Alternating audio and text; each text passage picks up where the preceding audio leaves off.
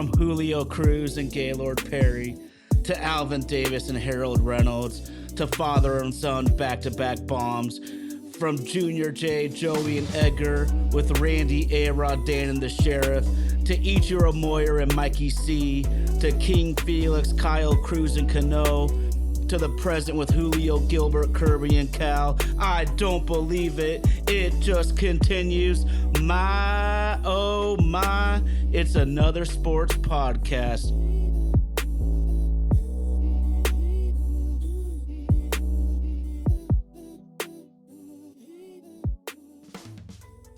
My, oh my, it's another sports podcast. We're back. We're back, baby. Got to give a huge shout out to our super producer, Andy, out there in Nashville, Tennessee, rocking the ones and twos. That's Vaden Podcast Services. Vaden Podcast Services, bringing the show to life. Got to give a huge shout out to the homies in the live chat. It's great to be back with all y'all again. But of course, my man is rearranging the game with his rugged sound. RG, what's up, man? Normally, I try to start off with a bar. A lot going on this week for me. So, just happy to talk sports, y'all. Let's go to work. Let's do it, baby. Let's do it. I don't want to pry too much into my homie's life, but I need y'all to send some love and some warm vibes. My main man RG lost his dog this week, and I have two dogs in myself. I would be an utter mess. So I need everybody to give those healing vibes and that love to my main man RG. But let's jump right into it, man.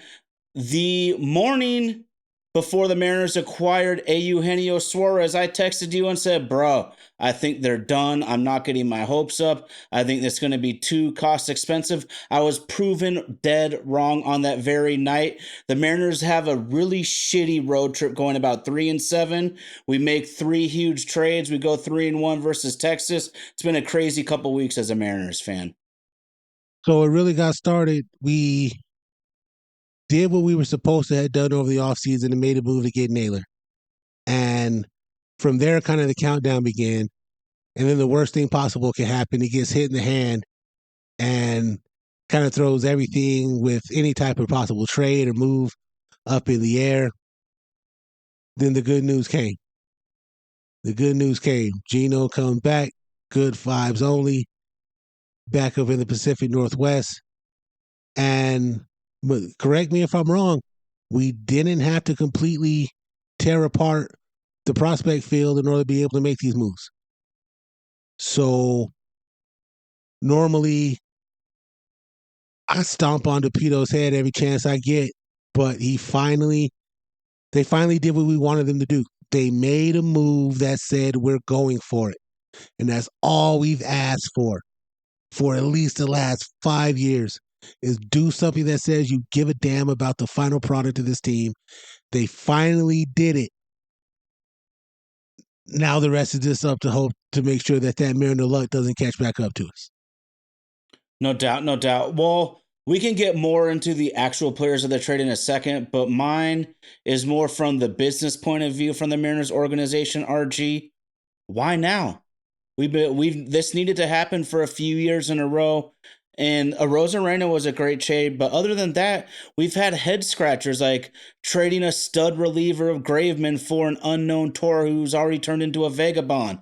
We could think of, the motherfucker Jones, man, your boy Paul Sewald. It looks like it's turned out well for the Mariners, but that was a very risky move and set them back in the short term. RG, why on earth did this organization decide this year to pull so many trades at the deadline? Pure speculation. But my man DMX had an album a couple years ago. I know you remember it. It's called It's Dark and Hell is Hot. Yeah, made him famous. The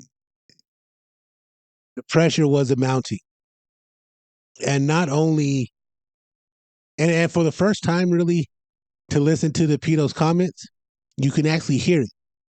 And I, for one, was happy to hear him not try to over-explain something and just come out and just say it. We need to find a way to get better, not cost us everything that we have to do it. And damn it, he did what we thought he would have done 10 years ago and actually found a way to make it happen. Yes. Could both of those moves have been made during the offseason? Absolutely. Could we have gotten Randy Arozarena last year during the offseason? Yes, absolutely. When your hands are tied and you fucked up your capital, you got to play the hands that you were dealt. And this is the best position that he could possibly put us in, and even himself, to try to make all the shit he talks seem like reality now. No doubt, man. It is kind of crazy.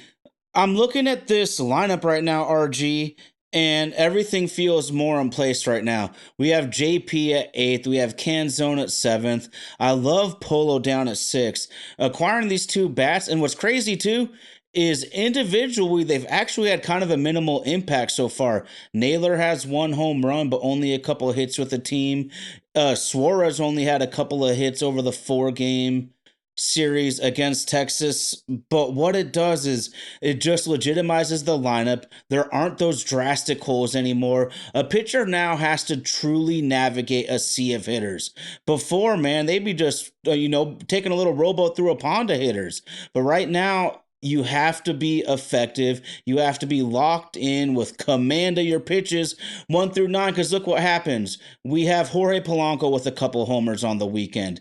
We have J.P. Crawford busting out of his slump with a walk-off bomb and a go-ahead homer on Sunday. We got Cole Young hitting the ball fucking 470 feet up into the second deck to the left of Hit It Here Cafe. I've never seen a dude hit it that far. And shout out Cole Young. I had no clue he could hit the ball like that. I thought he might be a second row home run guy his whole career. So we're already seeing it pay immediate dividends, and that's without the two individual hitters raking themselves. Vogelbach. Okay. That's the only other person I've ever seen go up there in the big boy land. Can you hear me now, Ginger Fit Dad? Hit me up in the comments if you're still having trouble, and see if I can get a Indy to try to help me out behind the scenes somehow if we're still having trouble with my vocal levels. But yeah, man, it's what you needed. And it wasn't so much for the fact that we needed Naylor and Gino to come in and each hit 3 bombs in their first 4 at bats. But just like you said, man, it solidifies the lineup. Look at who second half Julio has shown up. Second half Julio has shown up, and this is what we're going to get from him.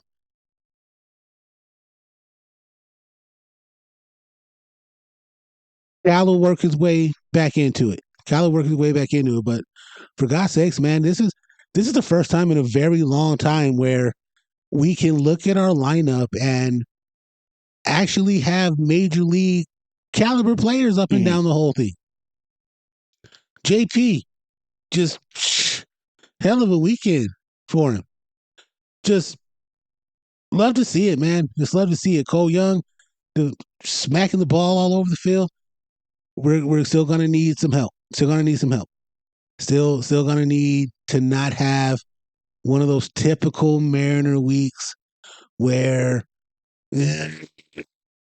we can't afford any of those right now because the AL East is tight. The AL East is tight. It looks like not Baltimore. What am I trying to get at with them? Tampa may be giving a little bit of ground, but that's obviously who we're competing with, is to stay ahead of Texas and record-wise be in the mix with teams from the AL East. I like I said, man, I trashed the Pito a lot, bro, but this week it finally seemed like it all made sense. And after a bunch of head scratches, why we were screaming a couple weeks ago, the last time you got a chance to talk on there. If you were going to make a decision 2 years ago to spend the block on Mitch Haniger, why would you not go spend the block on Gino? And that's exactly what he did. Yeah. And it's a drastically different situation, too. When they traded for Haniger, he was an injured, unproductive player. Gino has been playing the best fucking baseball of his major league career. I know he's well over 30, but this is Major League Baseball. A 34-year-old man can do work in this league. We've seen it our entire lives. And now I got another question for you, RG. I said earlier this weekend on social media that I have not been this excited for a Mariners major league stretch run in literally 30 years. Talk to me. Caleb Ferguson, you're right, Ginger Fit Dad. We should have started with Yup. him because that was the first domino to be able to fall. And I made it. Ty said, "What else are we going to do for the bullpen?" And I made a joke that said we were going after Gardenhoser for Rookie of the Year, and it took Tyler 3 different text messages to realize I was full of shit, just fucking with him. But yeah, Caleb Ferguson was the first domino to fall. Naylor, Suarez. I'm excited for it. I'm really excited for it. August is getting started off the way it needed to be. We kept Texas at bay. So if I'm not mistaken, pulling up the standings now just to make sure we got it correct. But I believe we're now 2 games clear of Texas, 3rd wild card spot. Yeah, 2 games clear of Texas, 3 games clear of Cleveland, a half game behind the Yankees, and 2 behind Boston. And in the race to try to catch Big Brother, 2.5 back. You gotta love where we're at. What we cannot have is what we had 2 months ago. A repeat of being in this exact same situation and then found a way to shit the bed against the White Sox. Guess who comes to town? Guess who comes to town Tuesday?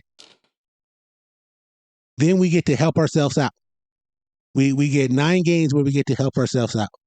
We got 3 with the White Sox, 3 with Tampa, 3 with Baltimore.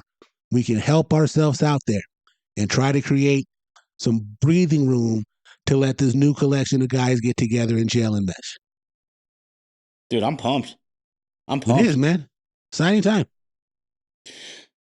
I'm really glad Ginger Fit Dad brought up Caleb Ferguson because I'm going to dig up a couple nuggets that I feel are really important and really cool. And RG, by the numbers, Caleb Ferguson is the best pitch to contact pitcher in baseball. Why do I say that, man? So Caleb Ferguson on the year has a 3.52 ERA. That's good. An ERA for a reliever can fluctuate. His expected ERA is actually much lower at 2.87, but here's what I'm looking at. I think this is fucking wild, man.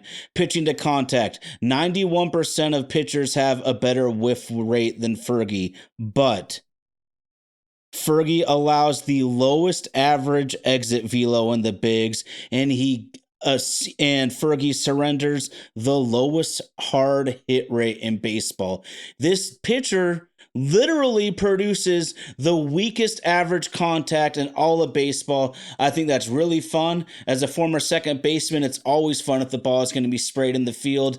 And seeing what it costs to get strikeout dominant players like Duran and Miller, like Philly and San Diego acquired, who I desperately wanted both of them.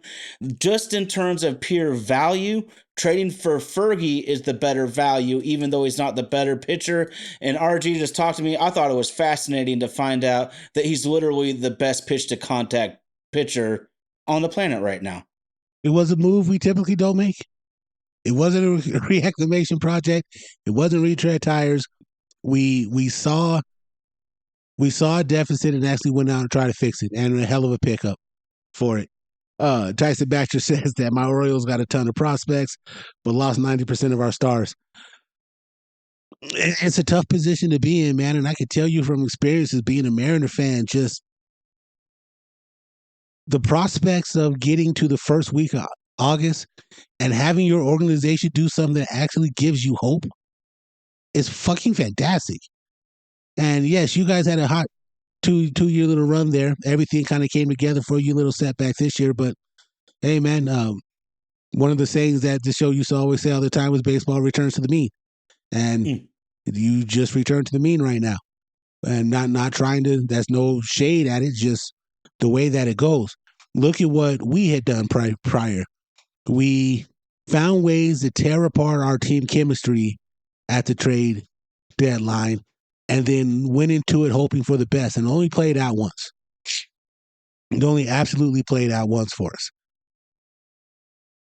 But by God, man, it's here for us. It's here for us to see national articles being written about how we've improved our lineup enough to be a World Series contender.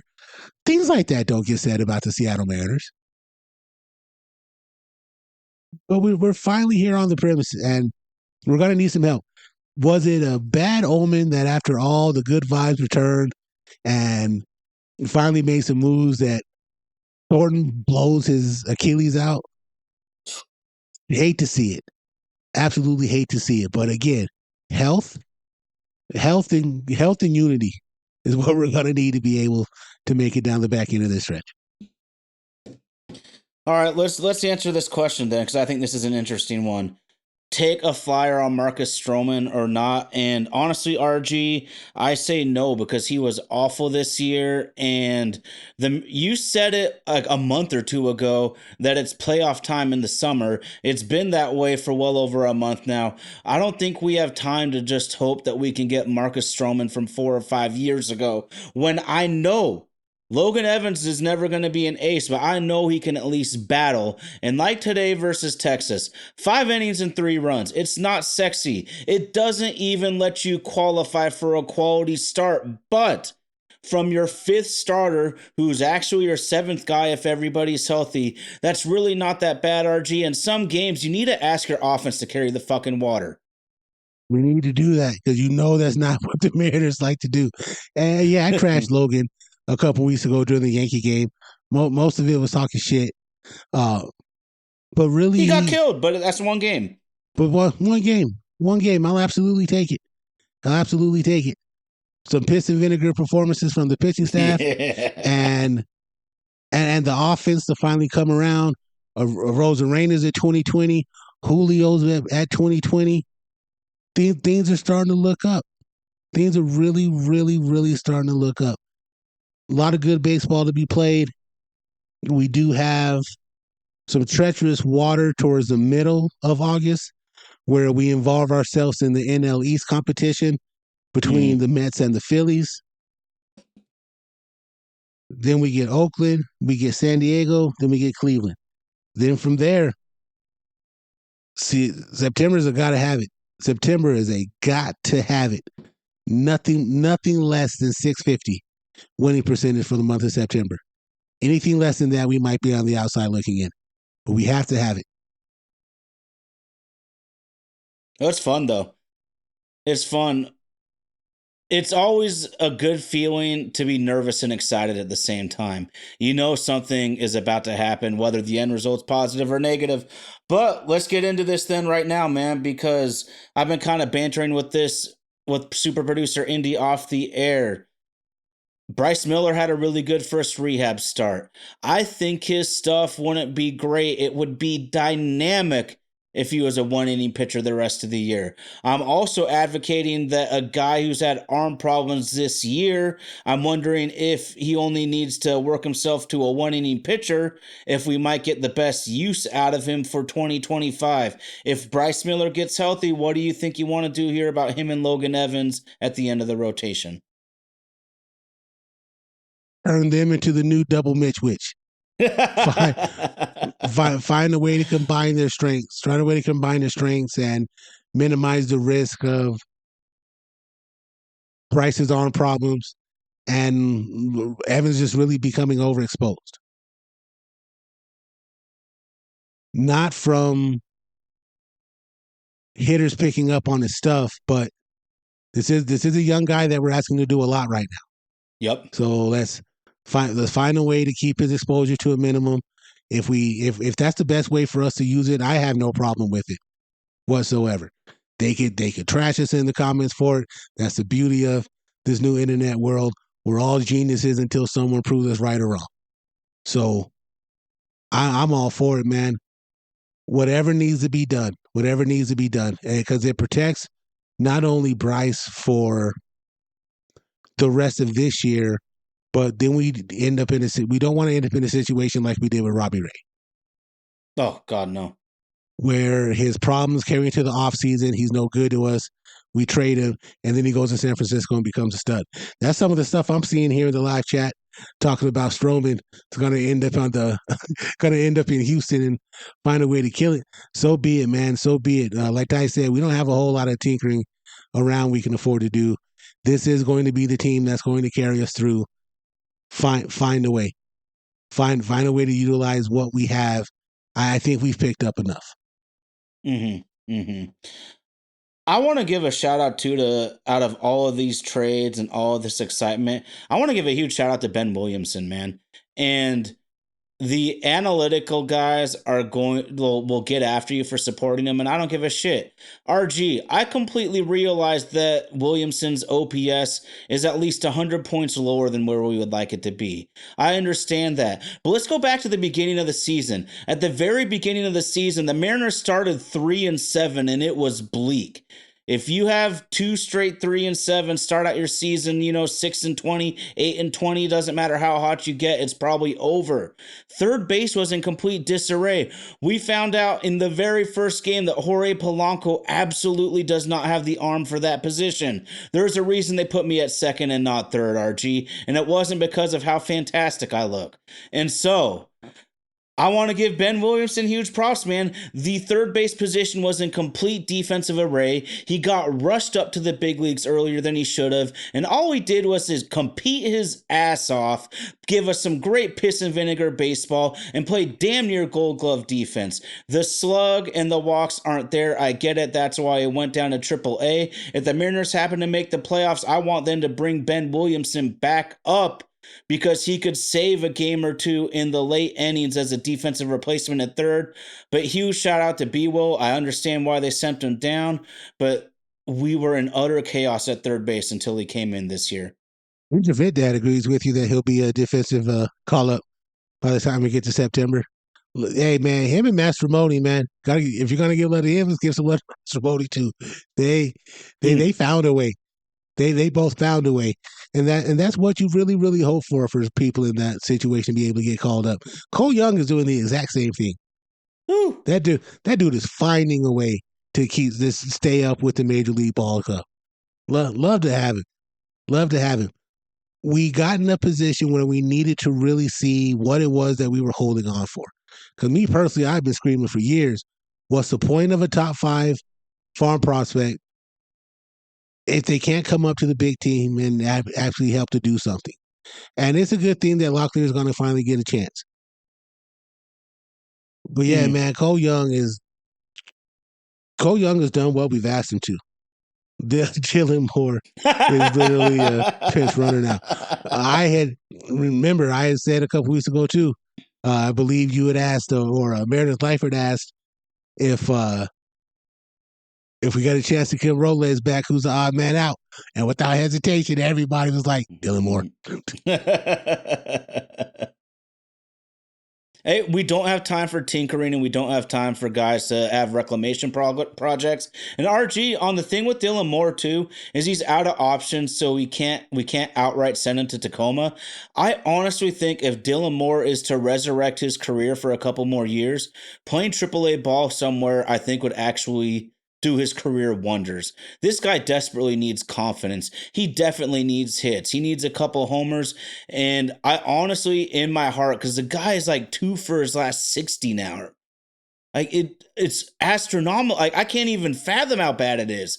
Like it's at the point where when Dylan Moore comes up, I feel bad. I don't want to see a man out there that's just a dead man walking as he's coming up to the batter's box. So I really hope he gets an opportunity to regain his confidence at the AAA level somewhere in the near future. I want to show y'all. Shoot, you set the live chat off, RG, with your Cole Young comment. Another thing about Cole Young, bro, he just turned 22, and there's only 3 position players in the big leagues that are younger than our second baseman. The worst thing said a month ago, having hope is dangerous. Having hope is dangerous. And right now we're on the other side of that double-edged sword where excited to finally have it. Excited to finally have something good going on in the Pacific Northwest with the Mariners. No doubt, man. No doubt. Time will tell. We know what we're getting with Gino. I'm ready to have my heart broken. I'm ready to have my heart broken. We know he's streaky, but he's the guy that we needed. We know he's streaky. Mm-hmm. Nailers, if Naylor can just maintain, be all right. I want to talk about fit because you just were talking about Gino and the fit We know he fits. We know he's hot. We know he's cold. We know as an organization exactly what he's all about. A guy that we both like a ton is Rafael Devers. When Sure he's do. on, he's one of the best hitters in baseball. He wears out his welcome in Boston. He gets shipped out to San Francisco. San Francisco was one of the hotter teams in the league at that point. They've really struggled since the trade. Boston somehow got better since the trade. Sometimes even with great players, if it's not the right mix, dude, this chemistry matters. And we talk so much about Gino and his good vibes, but I also love, you see Josh Naylor come over and you can tell on that man's face it's not good vibes, it's business and piss and vinegar baseball. Jorge Polanco is in that same ilk, that serious business mindset, and that's perfect for teams, man. As long as you can respect each other's differences, having those serious dudes and having the fun dudes, that is when a team comes together. You remember when it got good in Bad Boys 2? When Marcus Burnett's sister got kidnapped and taken to Cuba, and they're Oh all yeah. sitting in the room, and here come the crazy dude, and they're like, "This might get us killed. Where do we sign up at?" And then they get the guy from Delta Force, and it's like, "We about to go to Cuba and smoke some shit." That's exactly what it feels like that we made a move to be able to do. That we put together a conglomerate of marauders that were just ready to come through the village and pillage and burn stuff down. It's nice to have these good thoughts. The fears of having our heart broken is obviously still there. But to go back to where we started from, man, we needed for them to show us that they were going to do something to actually go for it. And that's Hmm. all we've asked for an extremely long time since the Cano and Nelson Cruz acquisitions. Give us something to say that we're going for it, and we're here. The rest of it is up to production on the field. No doubt, man. So it's funny that the live chats brought it up. Ginger Fitz talking about Naylor's finding out about the Marine layer. Mariners lifer Gino had a couple near homers. Me and Indy brought that up, and that's life in the Pacific Northwest, dog. There is one time in my life I shot below 90 in golf, and guess what state? Arizona. The difference in ball flight in the Pacific Northwest compared to down in the Southwest like that is completely different, but it also helps our pitchers. This just it is what it is. Some of our hitters are going to miss home runs. Some of our pitchers are going to keep them in the ballpark. But fun times, man. I'm 10 toes down and so excited for the last 40 to 50 games of this season. There are, man. Sure are. We're here. We're here with a chance to go for it. And instead of breaking up the camaraderie in the locker room, they did something to build it. Woo! I love it. Let's do it. Shout Get out funky. Dom Canzone too. I'm with the live chat. I had to stay away from him though, man. I've been loving on Dom Canzone so much the last few episodes. I had to get away from that a little bit. Y'all be talking about me and my huge man crush on Mr. Chef Kiss out there, but the dog has come back a different hitter. I can't freaking say it enough. While he was just running into home runs early in his big league career, which is why he got sent down a couple of times, he is now drawing long walks. He's getting the singles in the gap. He's getting the doubles. He's getting those two strike singles, which I love so much. Shout out to the Dom father. And this is just another example. Make the lineup deeper. We have Dom at the end. We have Cole Young and JP at the end. That just feels so much different. That feels like a legitimate MLB lineup. It does. It absolutely does. So, and we're in a good position with the rotation starting this week, too, where the White Sox are going to get Woo, Kirby, and LOG, the OG, triple OG. Woo! Okay, here's a good nugget. What if I told you that Logan Gilbert only has 3 quality starts in 2025? Where do you think this team would be? You know, I'm not a huge quality start guy because quality But it's starts a don't always equal barometer. It's wins. a barometer. He's been at the top the last 3 years, like within the top couple. It's consistent performances. That's what it means. True, true, but he did also have the stretch of time dealing with the injury and having Yeah. his way. We're having to work his way to get back. And he also had a god awful performance in Yankee Stadium too. Whew. So It happens. with LOG, the OG, triple OG, I'm a little more forgiving than I am for anybody else. If it had been Kirby, I'd have been calling him a young baby, Amazon baby punk, all types of stuff right now. But it's just something about with his logan, I'm a little more forgiving with it. But there's still no other guy I'd rather have taking the ball every fifth day than LOG, the OG, triple OG. That guy's an assassin, man. What's scary is the best is yet to come. We haven't Absolutely. seen Logan Gilbert at his best at all, and that's what's scary. If our pitching can come together, maybe this could be a magical run here. Maybe this could be a magical run. We'll see long term, though. I'm just happy that we've taken a direct. Oh, one more question. I got one more question for you then on this whole topic.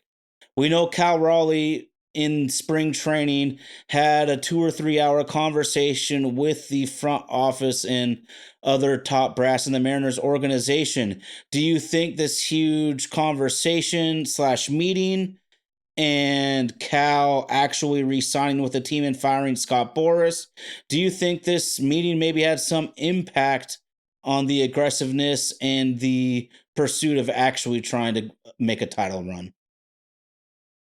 I think it still goes back to that interview he gave on field after Texas eliminated us. I still think it all goes back to that. All goes back to the infamous 54%. All goes back to him blunt out saying on the regional broadcast, that team on the other side of the dugout did a lot to make sure that they get better and we can learn something from them. I think it all goes back to that. And then he comes out and he has the first half of a lifetime. Of a lifetime. Anytime that you are a Mariners offensive type of player, anytime you're a Mariners offensive player on that side of the ball, and they're comparing what you've done from April to the All-Star break to George, you've done it. Yeah. You've done it. And again, speculation. But to be a fly on the wall in that room was like, you better not waste this. You better not waste this. And for God's sakes, they finally went out and tried to do something about it. For real. I mean, I think Mr. Stanton should have some existential thoughts on this whole situation. The man isn't getting any younger. You don't take your bank account with you. You don't take your stock portfolio with you, RG. Try to be a civic hero. You're as rich as you're ever going to. You have more money than you could ever spend. Dude, try to be a civic hero, man. You know I hate this team with a passion, but there's a man in the NBA who was a civic hero 15 to 20 years ago who became an even larger figure in Oklahoma City. You can be that sort of civic hero, Mr. Stanton. Let's fucking go, Ems. What a time to be a Mariners fan, baby. Let's do it. Hey. What a time to be a Mariners fan, man. Let's hop in the time machine because there was a young man who came from Japan to America, and he was the first Japanese position player to be on an active major league squad. It culminates in a Hall of Fame speech. Talk to me. The Mariners have another Hall of Famer in Ichiro Suzuki. I would have loved for him to get up there and started the speech calling out the guy who didn't vote for it. Would have loved it. If you were outside at that time and know the impact that Ichiro had, some of the most amazing things that you've ever seen, man. Guy could hit, guy could field, guy could throw. Went to a game in Kansas City where a ball is hit into the right field corner and he digs it out from up underneath the facade and on a rope, third base, no one hop. Everybody was shocked when Kuna did it the other week. That was an everyday thing for Ichiro. And it's good to see the man get his flowers. I used to have a friend who used to knock him saying that he's up there running out the base trying to get softball style hits. 3,000 hits, man. 3,000 hits, bro. Can't deny that. The cultural impact that he had, he kept us relevant. You weren't going to talk about the Mariners if you weren't talking about Ichiro, or every Yeah. fifth day talking about King Felix. Sad that we never got a chance to have any real success with those guys outside of 2001.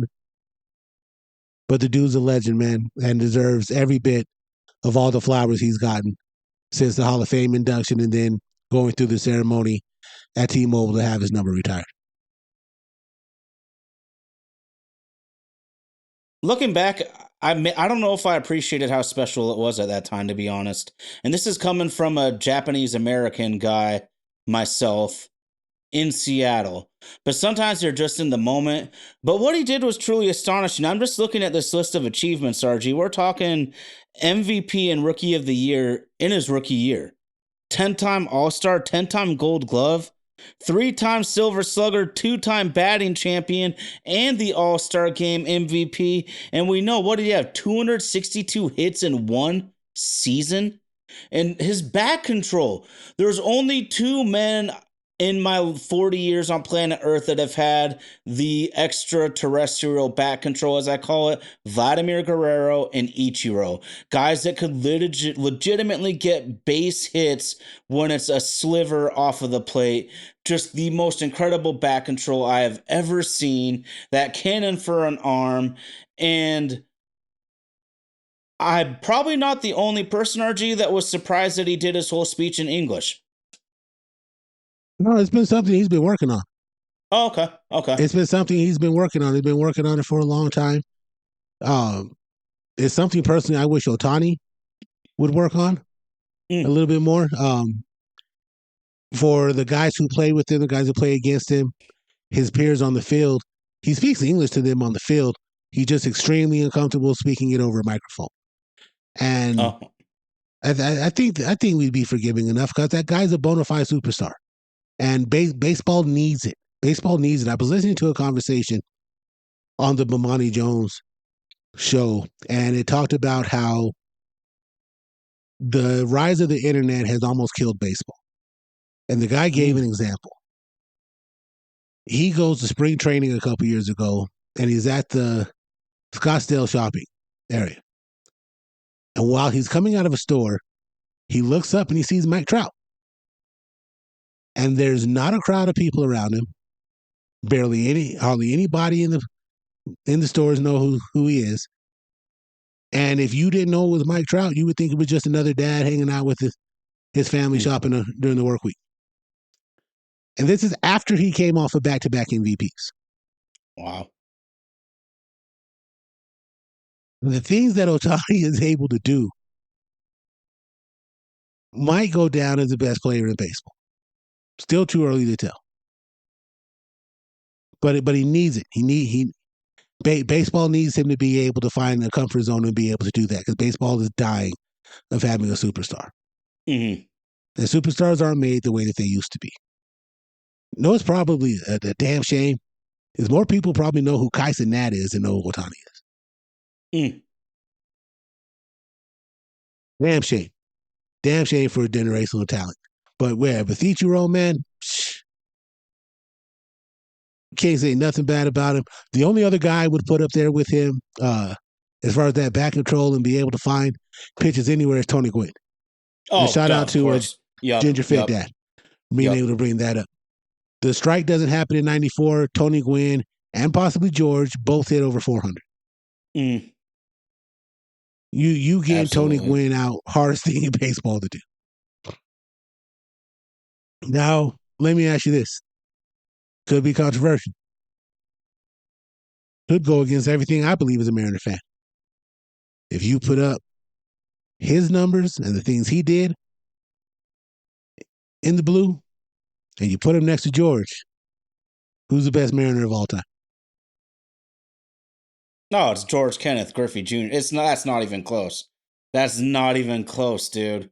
Because the power production's real. The power production is a real thing, dude. And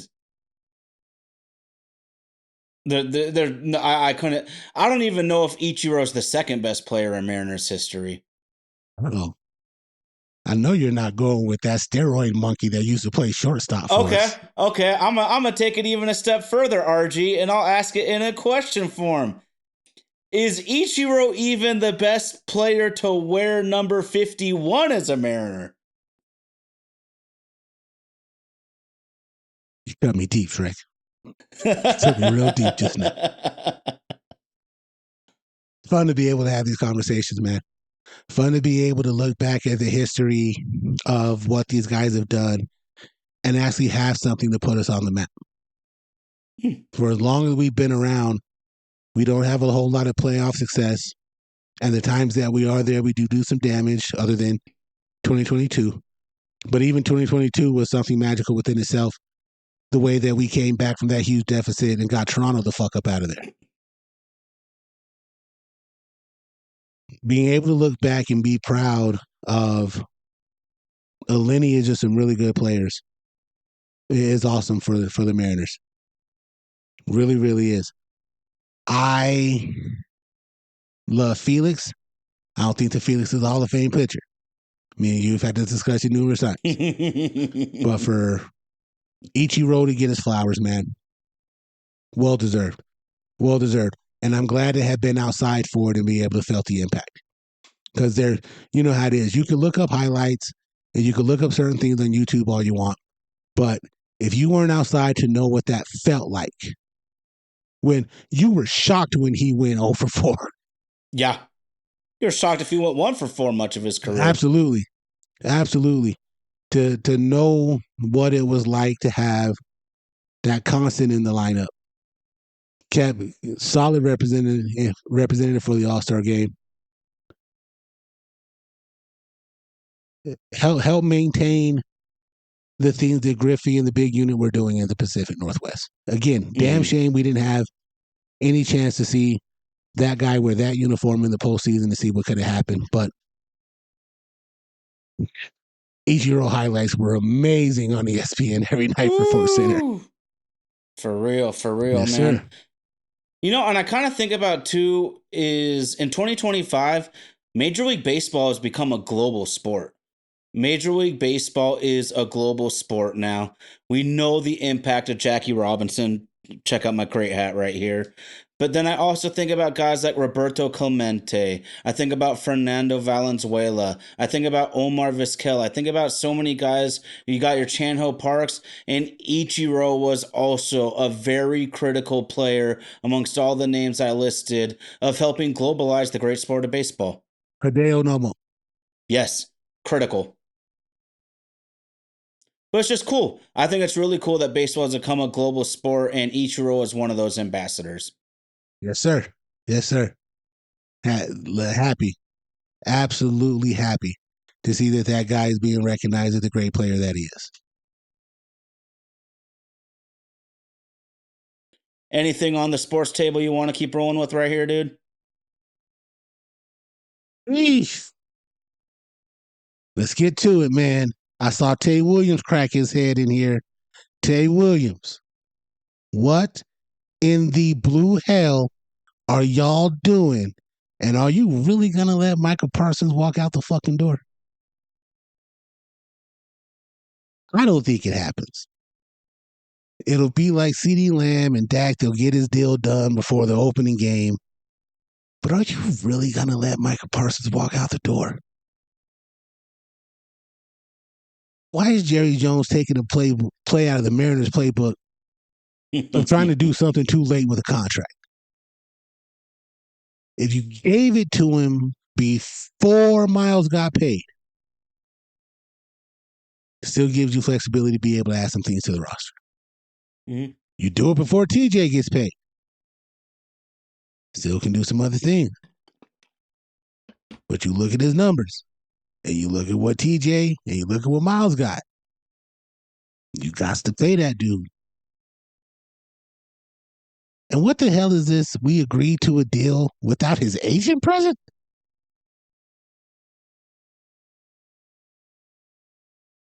I thought there were rules against that shit.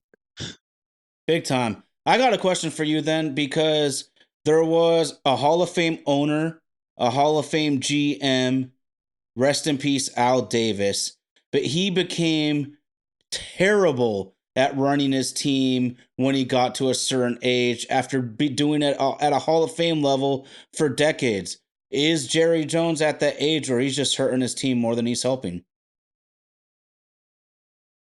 I think he has either we got that play for him or him got it from us that they want to win the way that they want to do things and they're very unapologetic about it. There's a part of me that loves it until the method no longer works. Yeah. Was it Einstein that says, man, they tried the same thing over and over again, expecting a different result is called insanity? Don't know what it is with it, man. But so a problem I wouldn't want to have. Tay says that it's cap and that he's going to resign. Ginger Fit Dad says since they aren't close to winning anything, might as well trade him for a haul. Did you really let that dude walk out the door, though? Philly's offense is there 3 draft picks that is going to equal what he gives you when he's out there? That's not an easy task, dude. That's an elite player. In fact, I'm going to go as far as to say he's easily the best player on that team. He wants $45 million a year. I sure as fuck take. That's a better deal than paying Dak Prescott $60. I think so, too. I'd rather pay him $45 than CD $35. I know I'm getting a little crazy here, but like, maybe I'm an old man shouting out the clouds, but I want the guy that gets the quarterback. The guy that gets the quarterback, man. How did your Eagles do last year? How'd they do? They did okay. What was the stat? What did they do? They get after the quarterback. What was the stat I heard? That the Cowboys allowed 468 points last year. And the Eagles scored 463 points last year. And the thing that I'm afraid of the most might be that kid in Washington behind center. Ooh. With the weapons that Philly has on offense, now Washington's going to have its own problems if they can't re-sign Scary Terry. Yeah, what the fuck are they doing about that too? Just, I'm glad it's the NFC East having these problems. You're like me when I see a 49er holdout. I'm like, oh, good, man. Fight over that money, man. Longer. Whatever it takes for you to get rid of Trent Williams. Oh, God. He couldn't retire soon enough. Please let Trent Williams be on the SB list.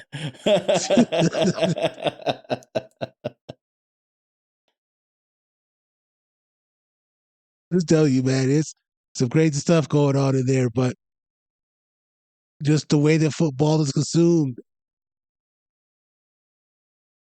Football is just a different animal, man. It's crazy because I just love baseball, and you have to like search for that content right now, and I get it too.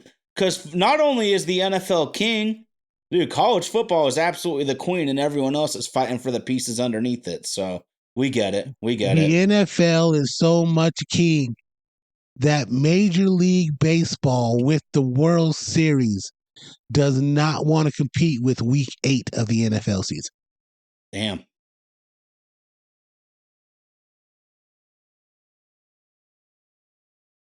Think about that. I would either. Think about that. The World Series wants no part of that Sunday in Week 8 during the NFL season. That's fucking nuts, bro. Well, we don't have enough time to get into it now, but I am pumped for football, man. I am pumped for football. It's right around the corner. Practice games start on Thursday. So it's time for you bugs to get some false hopes. You're going to like this, man. Pete Carroll and the Raiders come up to Seattle Thursday night for a preseason ball game. Raiders by 50. Oh, shit. Maybe he'll give the ball to Marshawn on the 2. It was more like the 1, you dick. Malcolm Butler. Still having nightmares about that dude, ain't you? Yeah. Nah, It's calmed down a little bit. The Thunder won the NBA championship, so my hatred towards that last Super Bowl play, Super Bowl 49 interception, that goes down a little bit on my anger list now. well, Seattle doesn't want to piggyback off Oklahoma's success. Oh, hell, we don't want none of that. And that's what I'm saying. We've been telling them for years, get your own swag. And they're like, oh, you can cheer for us. No, we don't want none of your shit. I stand for all of my Sonics fans out there. That championship is yours. Have your swag. Party it up. Smoke your shit. Drink your shit. We don't want nothing to do with that, though. Our Sonics are our Sonics. Your Thunder is your Thunder. 2K, stop with the tomfoolery and separate those teams, man.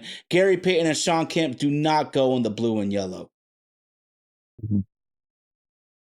Durant does. Oh, you're a motherfucker. Yeah, man. That sad time of year, 3 weeks away from the official start of college football. Preseason for the NFL starts. Mariners are in a position where we may actually be able to get something done. As a sports fan, what more could you want? Well, I know what I can want. I can want the Suns not to suck. Yeah, you're gonna need to wait a minute. Shut your mouth. At least my team didn't leave for a hooker and a tornado in the Midwest. Yeah. My team settled for worse. They wanted the easier relationship. They settled for the worst. Yeah.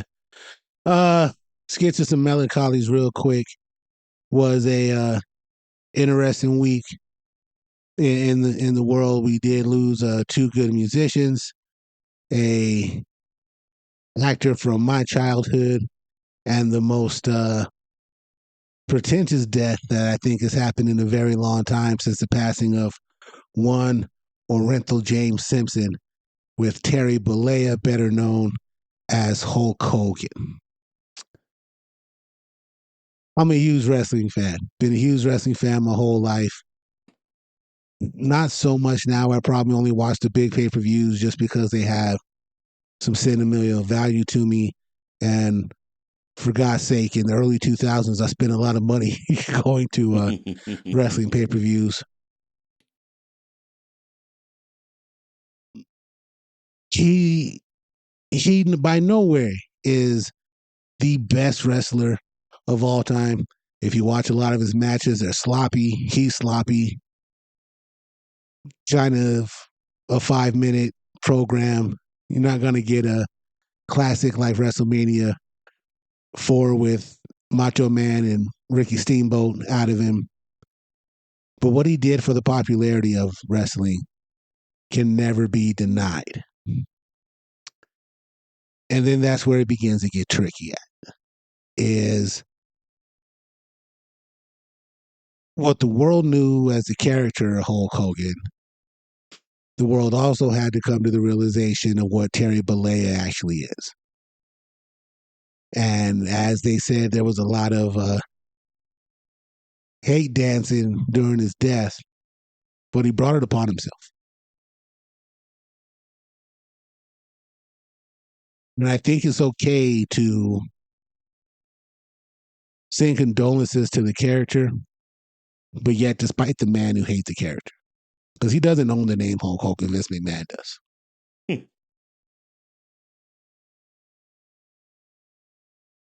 Which is kind of weird, man. But one thing I can't take, I was in Toronto that night for WrestleMania 18 with him and The Rock went at it. And wrestling fans love that dude, man. But there's also that old saying about why you should never meet your idols. Yeah. Yes, sir. You got to see Hogan wrestle at a WrestleMania, didn't you? Yes, I did. Hulk Hogan versus the Mr. Vince McMahon.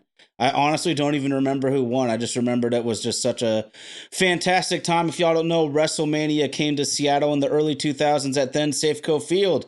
I had not watched wrestling for 3, 4, 5 years at that point, but I had to go to WrestleMania with all the homies. That's what we did. But RG, I think you said that very eloquently. And being an African-American, huge wrestling fan like yourself, I can see that it puts you in a very weird situation. And here's what I'll say about Hulk, and we both agreed on this, is we're not talking about the person, but what he was to wrestling. He is basically the guy that made wrestling mainstream. And it's catapulted since that point.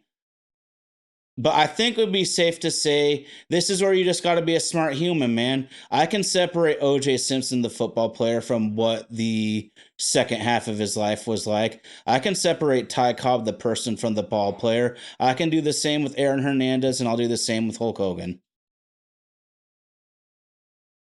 I love R. Kelly's music. Robert Kelly is a piece of shit. There you go. Find me a better album than Kanye's Graduation.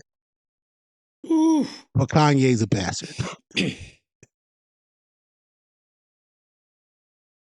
Know what you're taking doses of. Well, then, there was a lot of hatred out of Hogan's mouth towards the end of his time, or not even towards the end, but after he was such a famous wrestler. I'm gonna leave it at this, man, because this legend passed away recently. Maybe it's not too late to learn how to love and forget how to hate.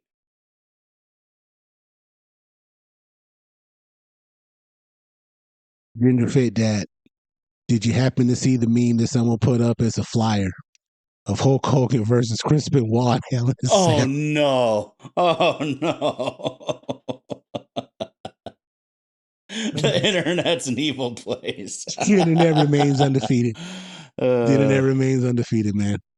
Man, great to get a chance to catch up with you, Ty. It's been real helpful for the soul, man.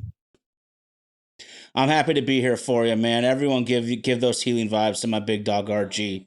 Keep him in your thoughts and prayers, please. Yes, and I'm going to say it sir. like this, dude. I say this all the time. Dogs have better souls than humans. It's that simple. True, man. True. Mom's grandma passed away in 2012, and he came into my life shortly after that. And at first, I didn't want him because I don't want to get attached to nothing like that. And 12 years, man. Me and dude was with me through some dark times, some good times, and I'm just glad he didn't have to suffer much longer than what he did. Yeah, man. I checked out night 1 of SummerSlam, and I'm gonna catch up with what I did miss tonight. I tried my best to stay away from any alerts that I got on the phone, so I got to see to the end of Solo and Jacob. So we'll try to catch up with what went down with Cody and John Cena tonight. But yeah, man. You don't know how much time you have, so with the time you do have, just be grateful to the people around you that you care about, and try not to get caught up in the bullshit. Anything else you got for the people? Just one more thing, man. We were in a rush to hop on live. Got to give a huge shout out to our friends at Romantic About Baseball. We are proud to be a team of the Baseball Lovers Alliance. That's several fantastic podcasts. Go to Romantic About Baseball. Check out all of the great Major League content, and you will see me and your boy RG with My Oh My amongst all those fantastic pods. Yes, sir. Yes, sir. Grateful for the partnership. Hope for big things coming, man. Well, as always, this has been My Oh My. It's another sports podcast coming to you live each and every Sunday on the airways of You Tizzle. We'd like to give a big shout out to our super producer, Indy, holding it down for Vaden Podcast Services. Indy out there in Nashville, Tennessee. Check out his music page, Death to Indy. Big shout out to our social media director, Miss Katie Matsumoto. Thank you for all that you do and keeping our presence alive on social media and all the postings and clips that you help put up. Big shout out to the dudes from Romantic About Baseball. Happy to be a part of the partnership. Most importantly, thank you for those of you who join us in the live chat. This cannot be possible without you. Don't forget to follow us on our socials at MyOhMyASP. You can follow us on YouTube, Facebook, X, Twitter, Spaces. Tyler's 2 dogs have an OnlyFans. Called muttbutt.com. If you can't join us live Sunday for the broadcast, the recording of the episode does come out on Tuesday mornings, wherever you like to get your favorite podcast from. The guy on my left, man, biggest part of the show, man. Mr. Tyler Matsumoto, Tide Talks 24. Thank you for all you do. Indy at the Mother Controls in Nashville, Tennessee, rocking the wheels of steel, helping us out like $1,000,000. I'm just a lonely, broken-hearted kid from the Cinco Cero Cinco, holding it down for the 505 in La Raza. I go by the name of RG. Hopefully you join us each and every Sunday as we come to you live for another episode of My Oh My, Sunday Sports Podcast.